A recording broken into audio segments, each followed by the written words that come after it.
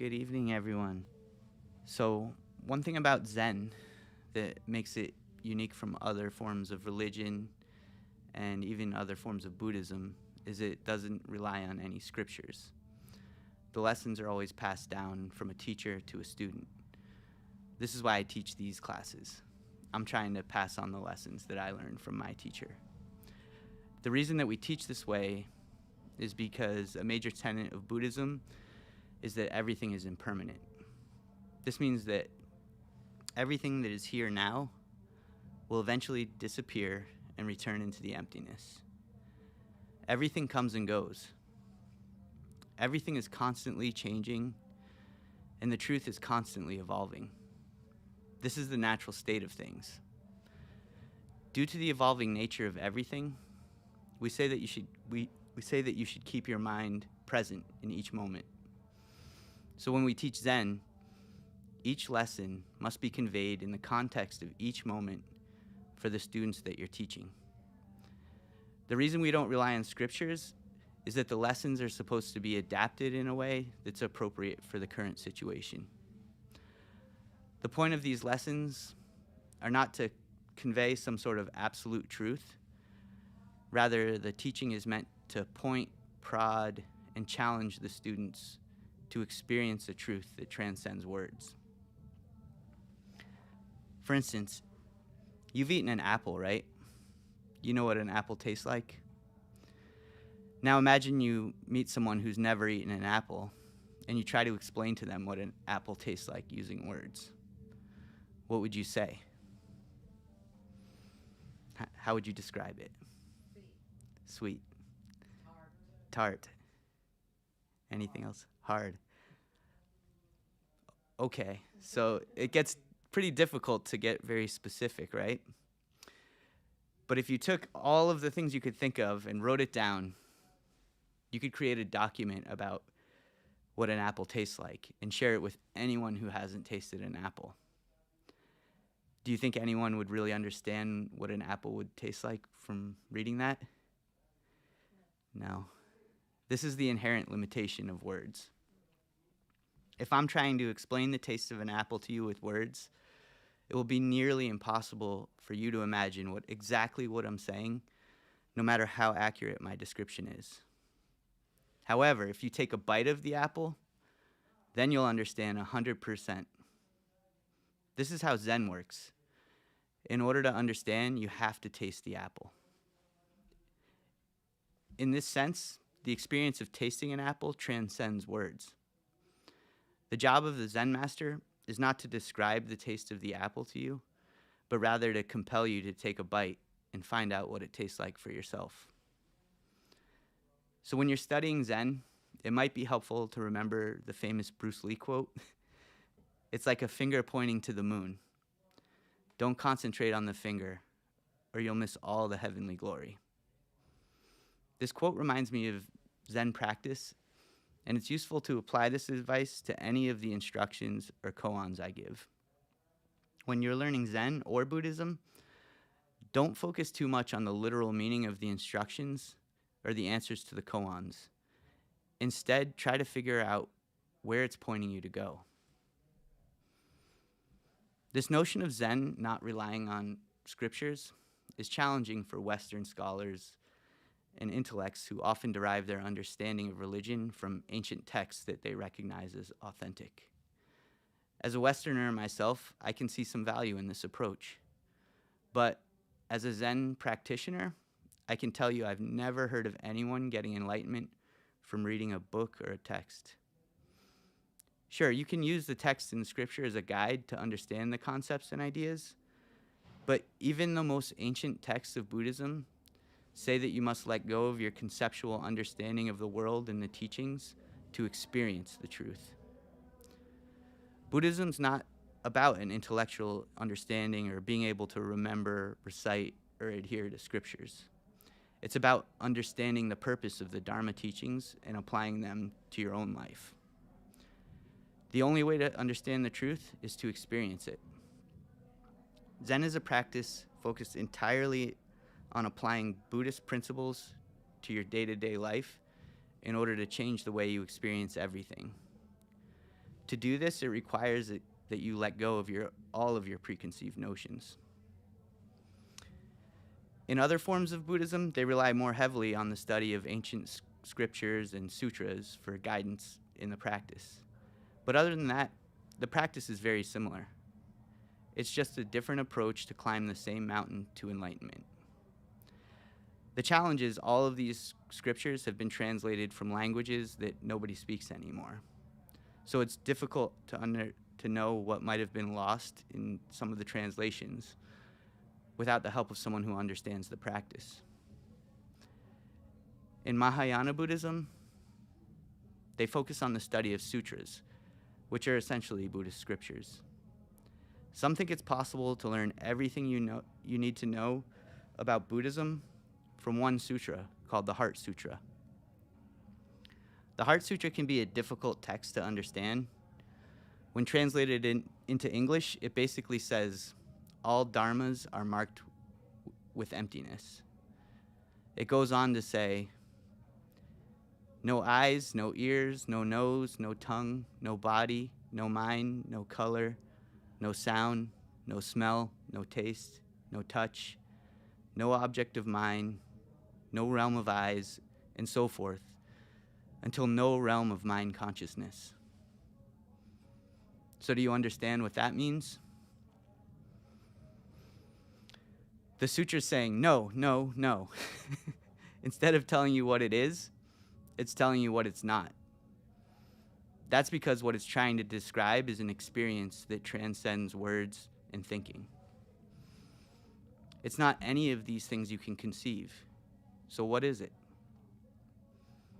It goes on to essentially say, it's a great transcendent mantra which can relieve all suffering. What does this mean? It's impossible to understand from a strictly intellectual perspective. This is why in Zen, we focus on the practice of meditation. We try to completely let go of all of our desire, opinion, emotion, and thinking by focusing on a mantra. When we meditate, we use the mantra to clear our mind of all these things and see what's left. The ultimate goal is to use the mantra to empty our mind and experience the emptiness. When your mind is empty, there's no suffering.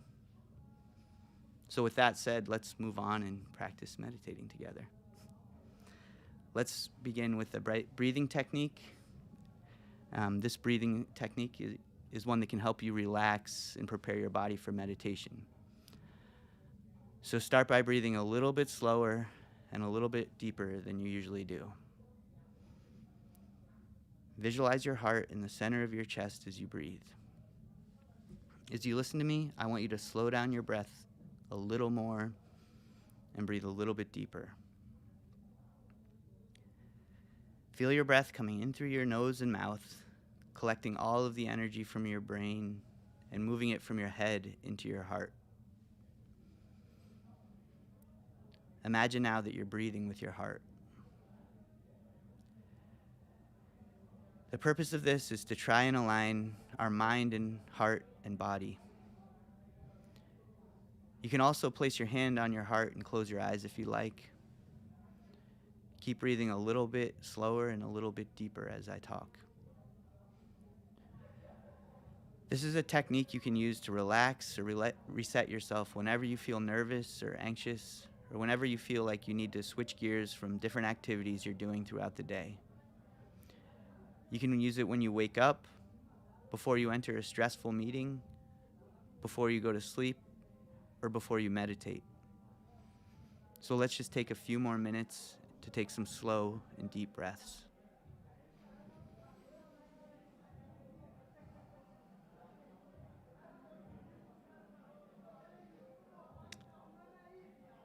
Tonight, as usual, we will be doing a mantra meditation. We'll sit facing the walls with our legs crossed. Try to keep your neck and back straight. We'll close our eyes, but if your eyes were open, they'd be at a 45-degree angle looking at the floor. You'll have your hands, right hand, left hand, touching your thumbs, centered in your lap. If you get uncomfortable during meditation, you can stretch out or stand up. Just try to be quiet and respectful of everyone meditating around you. In traditional Zen meditation, we use a mantra to clear the mind. The mantra is the focal point of meditation, usually a word or a phrase that's repeated within your mind. If you try not to think, thoughts will inevitably come into your mind. By focusing on a mantra, you can use it to push out all of the other thoughts. As you meditate, only concentrate on your mantra. If another thought comes into your mind, let it pass and return to focusing on your mantra. A good mantra to use during meditation practice is Kwan Bosal. Kwan Bosal is the name of the bodhisattva of love and compassion in Korean Zen. She's often depicted with thousands of eyes and hands and is said to be able to see the suffering of everyone and help those who call out her name. Using this mantra will bring compassionate energy towards you while you meditate. Drawing this compassionate energy towards you is like giving water to your seeds, which will help them grow. So let's turn around and face the wall, and then we'll meditate for a little while.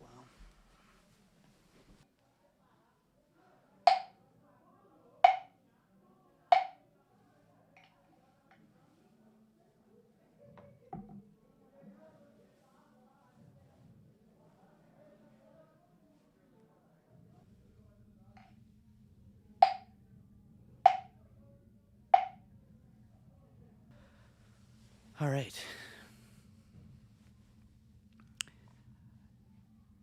So when I first moved into the temple, I was working as an engineer. And the Western educated scholar in me thought that I would have to understand the whole history of Buddhism to understand the practice. But to my surprise, that wasn't the case. The only time history and stories were used were when he was trying to convey a lesson about something that was happening in the present moment. We also did use some of the sutras in our practice. For instance, we chanted the Heart Sutra every day, but we rarely discussed the translation or what it meant. Instead, we used the sutra itself as our mantra during our chanting. By focusing our mind on the chant, we were using it to clear our mind. One line from the Heart Sutra says, "Form is emptiness, emptiness is form." So we were using the sutra in the form of a mantra to try and experience the emptiness. We were doing this in order to help alleviate our suffering. By doing this practice, we were essentially doing exactly what the Heart Sutra is instructing us to do. However, this process of using the chant as a mantra was never explained to me. It was just part of our practice. When I started, I didn't know why we were doing it. Chanting seemed esoteric to me, and it was easy to dismiss as a relic of the past. To the scientist within me, it didn't seem to make a lot of sense. But I was kind of lost at that point in my life, and I was seeking answers that science couldn't offer. So I just did it because my teacher made it part of our daily routine, and he always seemed like he wanted to help, so I trusted him. I always wanted to know why we were doing it, but my teacher would usually say, "Just do it. Keep asking yourself that question." I'm able to explain it this way now because this was my personal experience. Most of the time when I started the day chanting the Heart Sutra, I had a feeling of serenity afterwards. To be honest, I'm not even sure I understood why I felt this way, but my experience was so strong that I decided to start doing my own chanting retreat. I committed myself to chanting every single day and never missing a day. I've been doing that now for over 13 years, since December 2010. How long are your chanting sessions? It varies, usually about 10 minutes. I'd usually do a couple chants. On the first of the month, I do about an hour of chanting, Why is that? just to start off the month on the right foot, in a good way. Is that something that he did or that you just started doing? That was part of our ritual at the temple, and I've just tried to carry on everything I was doing. Yeah. Some of it I've gained a lot of understanding on, and I'll talk about that a bit. But some of it I do it because I like the way it made me feel. And so at the time I started chanting every day, my heart had been broken after I'd been through a rough breakup with a woman I was in love with. Chanting the Heart Sutra was the only thing that made me feel better, so I decided to start doing it every day. Now, 13 years later, my heart's no longer broken, but I still feel like I benefit from doing the chant every day. After all these years, I've probably chanted the Heart Sutra well over 4,000 times. And in a certain way, this mantra is always echoing in my mind and constantly clearing it out. This experience and understanding that I have is all a result of using the practice that I learned from my teacher and applying it to myself. If I had just tried to intellectually understand this ritual, I probably would have just dismissed it as being illogical. But through the practice, I learned a deeper truth. While living at the temple, my teacher didn't spend a lot of time explaining why we did certain things, such as the Heart Sutra. The intellectual in me wanted to know what the chant meant. But even after being given the translated text, I had no idea what it meant. Only after the experience of chanting it thousands of times did I understand its true meaning. In that sense, I completely agree with the Mahayana Buddhists. I do think you can learn everything you need to know about Buddhism from the Heart Sutra if you earnestly apply it to your own practice. Often, if we question my teacher about why we're doing something, he would respond by emphatically saying, "Just do it."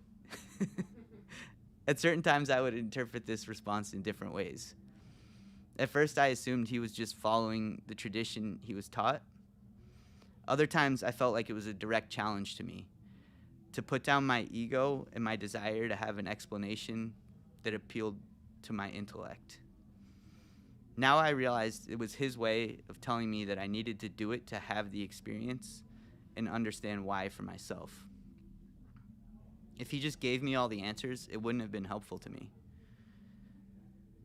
My teacher was the one who encouraged me to chant every single day, even on the holidays when I would leave the temple. I never asked why, and he never explained why. At first, I didn't do it consistently, but then when my heart was broken, nothing seemed to help. I was away from the temple for the holidays, and I was feeling depressed. At this point, I decided I needed to try what my teacher had been urging me to do. So I tried chanting, and it made me feel a little bit better. After a few days in a row, I started to realize that during the time I was chanting, I was getting a short reprieve from my sadness. So I continued to do it every day. Eventually, I started carrying that feeling of serenity from chanting into the other parts of my day. This is how my teacher taught. He was consistent and demanding, but at the same time, patient and compassionate. Some people would complain that he wouldn't always explain things, but if you listened and paid attention to him, he was always telling you and showing you what you needed to do. Then, if you consistently followed his instructions, you could find the meaning and explanation within yourself. The point was that you needed to do the work for yourself. No explanation he could give you would be sufficient. Mostly he led by example. Everything he was telling us to do, he was doing. He tried to help us apply the meaning of the Heart Sutra to every aspect of our life at the temple. If you paid attention, everything we had to do at the temple was a form of Zen practice.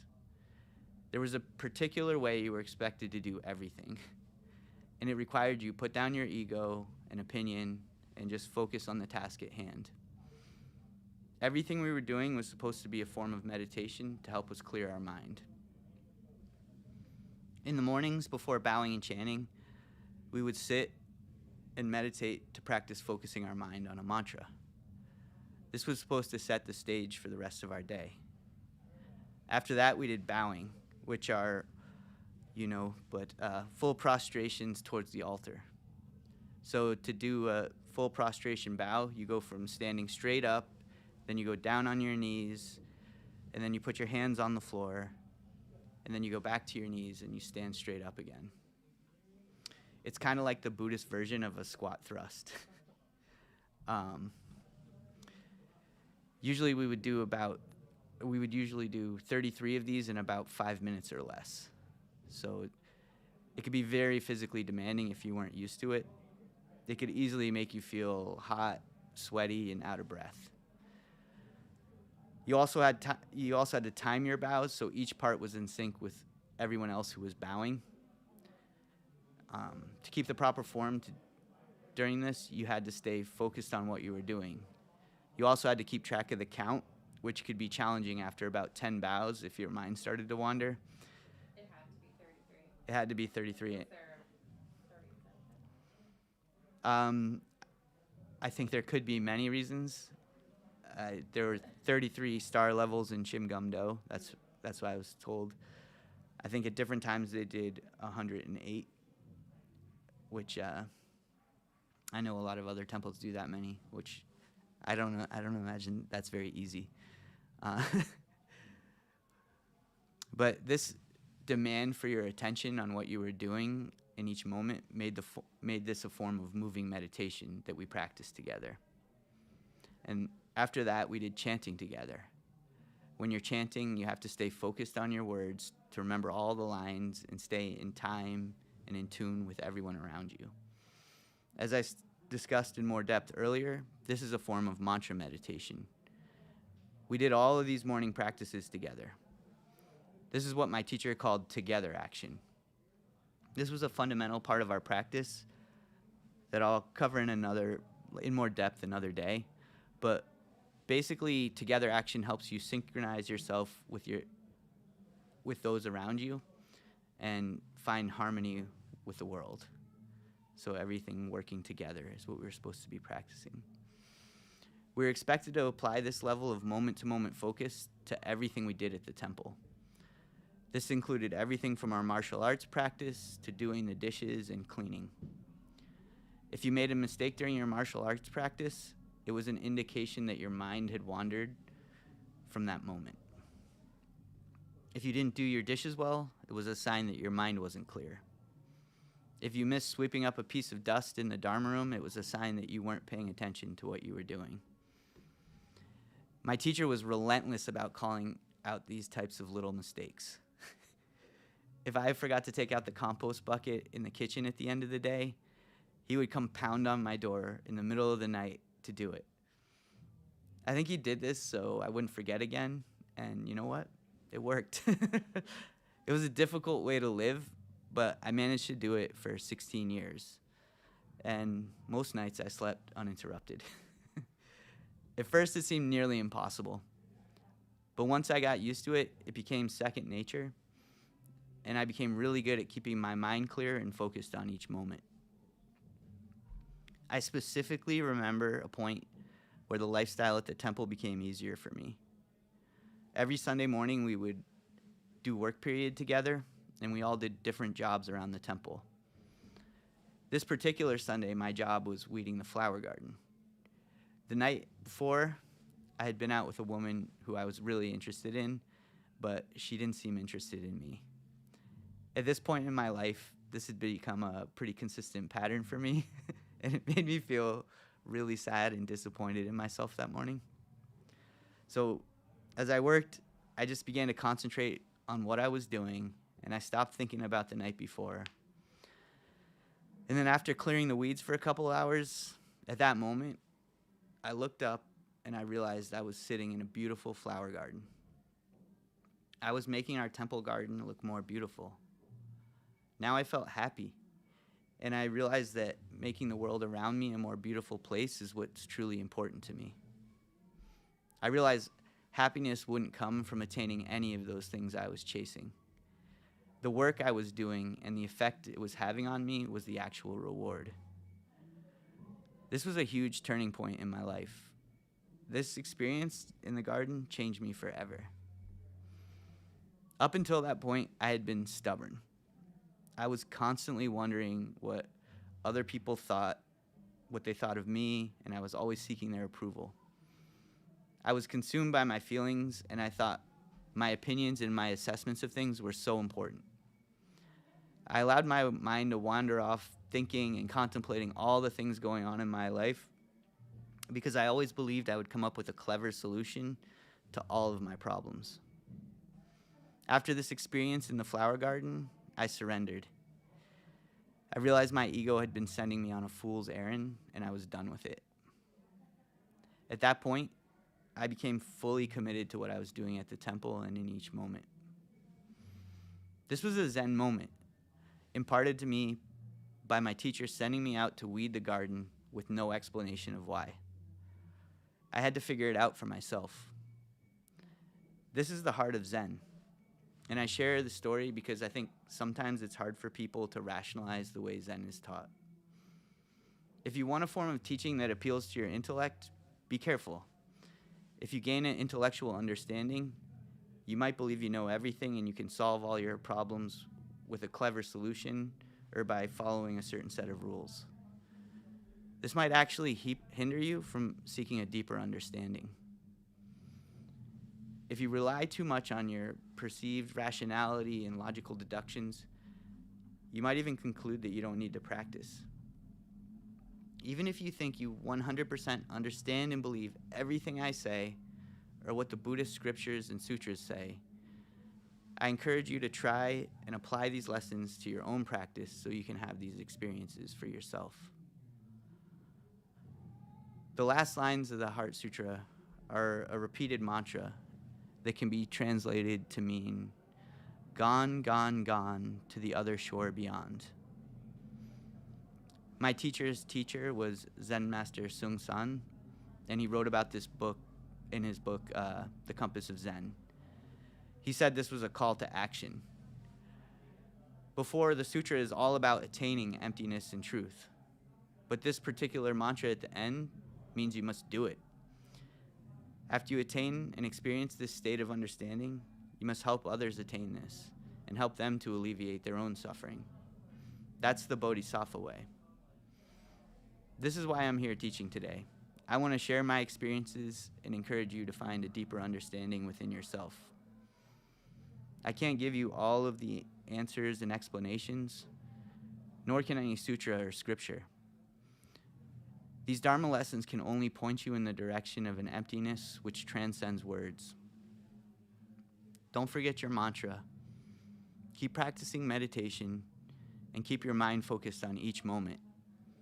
This will help you to alleviate all forms of suffering. If you stay on this path, you can find the way to attain enlightenment within yourself. I wish you good fortune in this journey, and thank you for coming tonight. I'm happy to answer a few more questions, if anybody has any.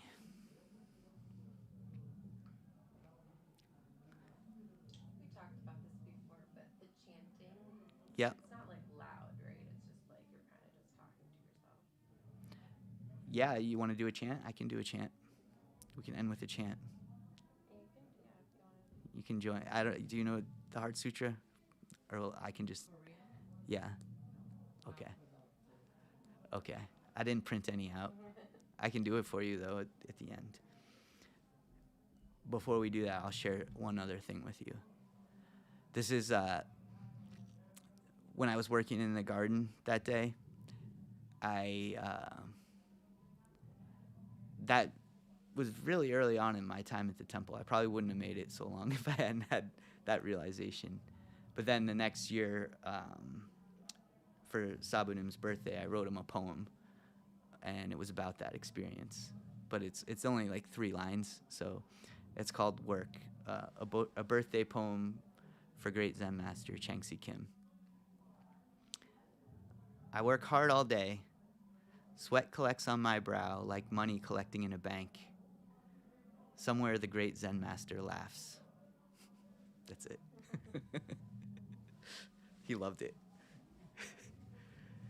All right. You want to do the Heart Sutra?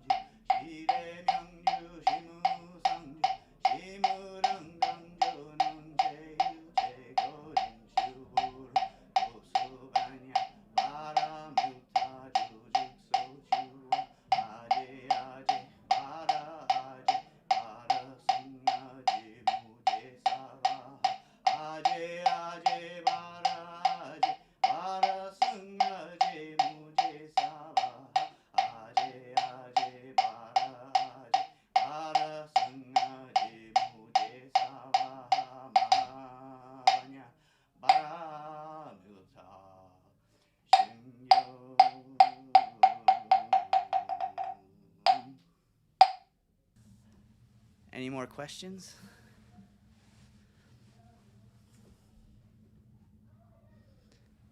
So the Heart Sutra, when he taught it to you, he didn't tell you the meaning, he just gave you that paper?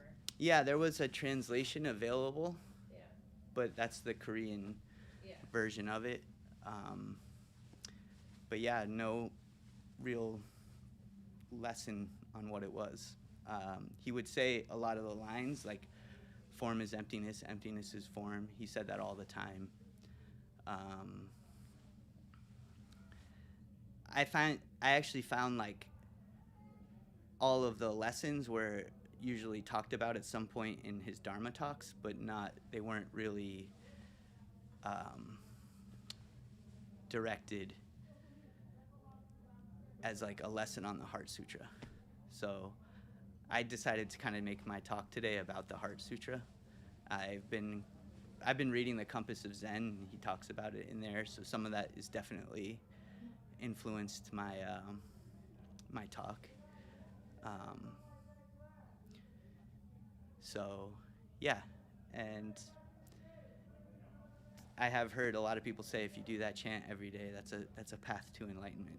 So it doesn't say anything. Yeah, I don't know. How long did it take you to memorize it? That one was probably the first one I got down because it's the shortest. There's one that's quite a bit longer. That's quite a bit more difficult, and it's different than, they don't have the same like song structure as American music that I'm used to listening to. So yeah, that it took me a few months though, like to get just one chant down. Yeah. But we did that one so often. That one we got, some of them we only did once a week, and other ones we only did once a month. So yeah, I can give you a copy of it and a link to, some places. I'll see if I can get a copy of a recording of it somewhere too, so you can try it out. Yeah. Any other questions? Does the chant have to be this chant, or could it be like anything? Well, I think a mantra could be anything, right? I'm just saying this is like one long mantra if you just focus your mind on it and try and do that. Like, yeah, even if I've done it thousands of times, but if I lose my focus during it, I'll mix up a line or something like that. I might have done that tonight, but I think I did okay. Yeah, so I think anything can be a mantra, anything could be a chant of sorts, but these are the ones that have been passed down for thousands of years. So, yeah. So is this, you'll find this practice not just in Korean Zen, but like other? Yeah, this is I don't know a lot about other types of Buddhism, but the Mahayanas, they primarily focus only on sutras. So there's like a handful of sutras that they derive all of their teaching out of. And yeah, the Heart Sutra is the one we always did at the temple every day. It's the one I'm most familiar with, and the one I feel the most comfortable talking about. I also think it really resonates with a lot of the themes I try to talk about in class as well.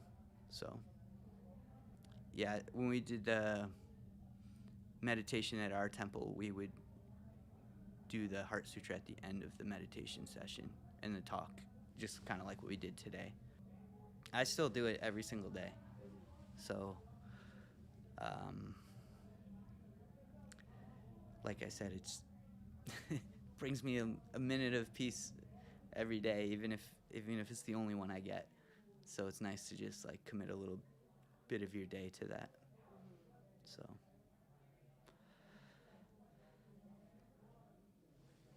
All right, well, thank you very much for coming. Thank you for anyone viewing online, and have a good night.